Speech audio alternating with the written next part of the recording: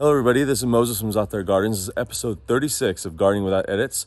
I'm going to show you something I've done a video about before, but I'm going to do it again for the new people that haven't seen it or know that I have one, is a cocktail tree. I have one that is a peach, apricot, plum, and nectarine.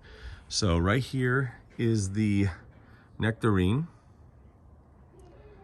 Beautiful flowers. Then I have the Babcock peach. There's Lulu.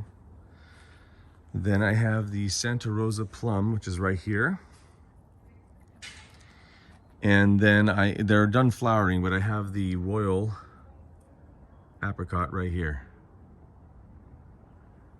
Now with the peach, thankfully, you can see all these are pointed up, the plum, the apricot, and the nectarine, but the peach goes like this.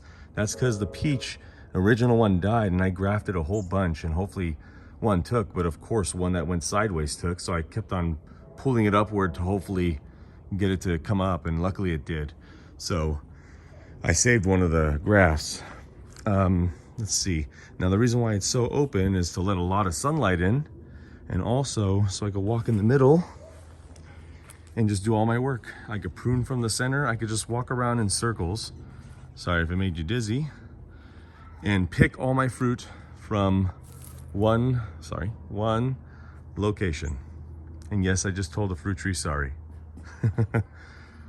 So, happy gardening, everyone. Say bye, Lulu.